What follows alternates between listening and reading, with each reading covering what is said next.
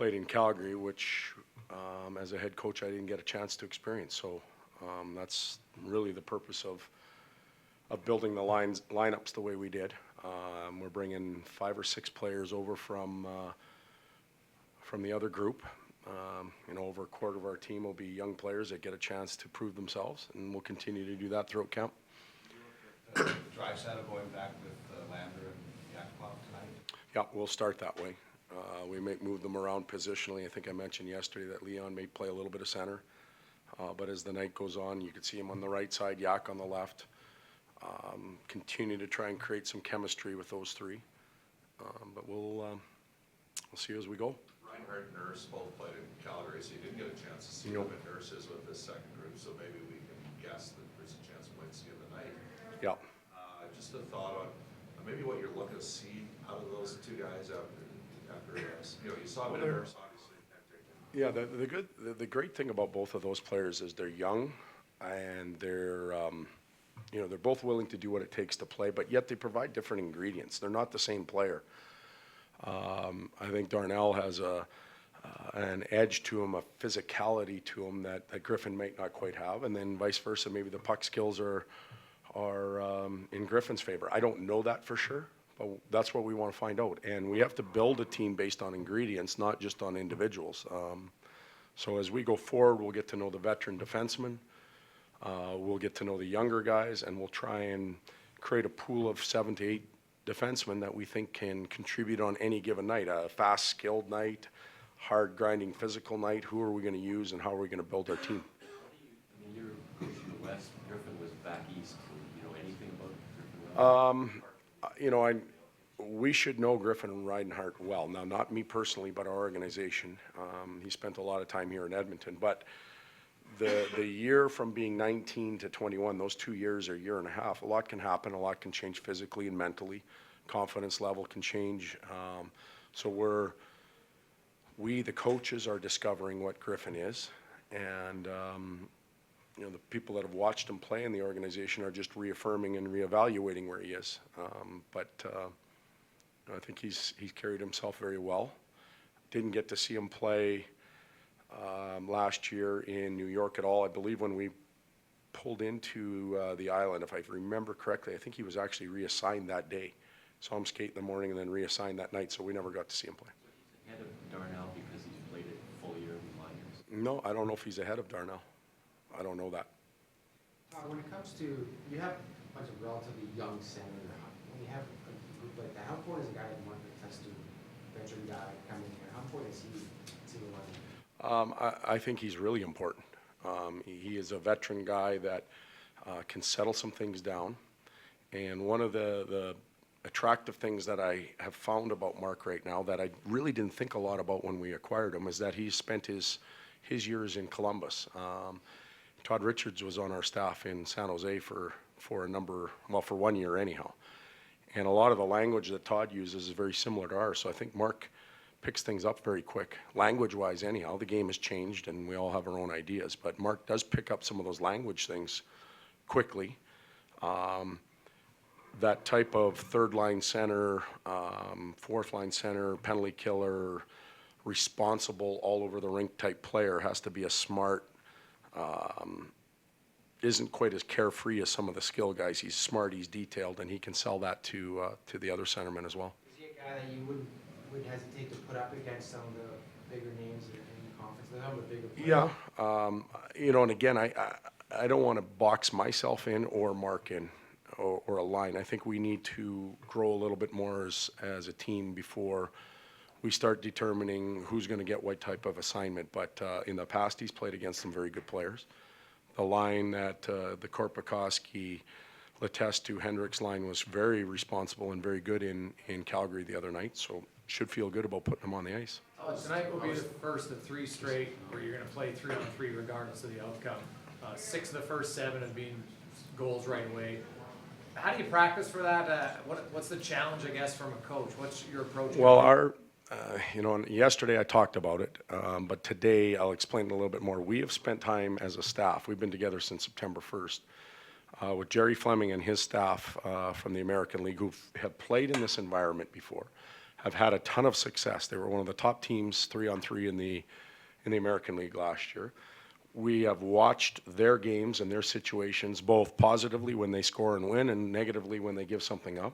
There are patterns to goals for and against. Shift length and possession are extremely important. Face-off situations, your normal skate out, line up on the hash marks because that's where they're lying. That may change a lot. You only have 3 guys. Where are you going to line up? You know, the use of a goaltender, not just making the save, but using the goaltender. There's a lot of factors that go into this 3-on-3, and we aren't prepared right now. So just so everybody knows, we're not prepared right now to immediately go to that. So you'll see us tonight. We'll play 3-on-3. It doesn't matter what the score is. We're playing. I don't know if we'll score right away, if they'll score right away, but we will begin to look at it at the NHL level and see if we can apply some of the American League principles to what we're seeing. And we will work on it. We will have some tactics that we'll use. It's just a little further down the road right now. Is this team better suited for 3-on-3, in your opinion? It could be. You know, when you think about the skilled forwards and the ability to make plays in open ice, perhaps it is. Would you play 3 forwards out? Depends who we're playing against and what they're doing. Todd Nelson played 3 forwards in the minors, though. Yeah. We didn't have Justin Schultz against Leah Brett Hunt, so we just figured let's go for it. Yeah. The thing that will happen is that your bench will get shortened immensely. 4-on-4 it gets shortened. 3-on-3 now you're knocking a few players off even more, which isn't ideal. But you'll see players get caught on the ice. It's hard to make changes. If you change, it's a 3-on-2. If you change at the wrong time, it's a guaranteed outnumbered rush. So guys have a tendency to get caught out there a little longer, a little more tired. So we'll have to look who's coming off the ice tired and who's ready to go fresh as well. So there may not be set units. There might be a group of players that we're going to just mix around as we go. Again, I don't know until we experience it. We'll find out who's strong in that area and who isn't. Your goalies was the best puck handler. Still trying to figure that one out too. Mike Smith on it. Yeah, well, we don't have Mike Smith though. Todd, speaking of the goalies, how much conversation do you have with Dustin Schwartz? You've got 6 preseason games left, whether Talbot gets 2 or maybe 3 or the other guys. What are you looking for in the preseason games that are noticeably a little bit, more looser than you would expect in a regular season game? Pitching. And that's an odd answer, but I think goaltending is like pitching early in the season. We've got to give them the chance to find their rhythm, feel good in the net, their movement, their motion, get their confidence level up. Pitchers usually don't evolve until well into training camp, and we need to give each of these pitchers, if you want to call them that, or goaltenders, a chance to feel that a little bit. We'll now go full games. Cam will start tonight. And then we'll play, Ben will get a game and Anders will get a game as well. And we'll go full games unless something's going wrong or injury, but that's what the plan is. So by the time we get through to Sunday, each of them has experienced a full game. They've had half games now, starting to feel a little bit better in the net. And then we'll just keep working on it. As you work your way through the players and kind of figure out what you believe is not so much their ceiling, but where they fit within your system. With Nail being a former first overall pick, a lot of expectations. It's been a little bit of up and down.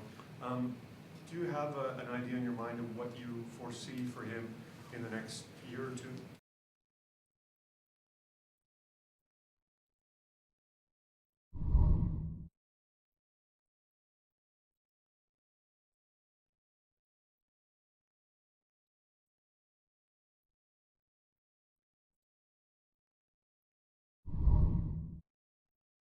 Instead of think it. I think Yak is a proud young man, and he wants to play a real strong, almost perfect game to satisfy the coaches, the media, the fans. And sometimes you have to play free.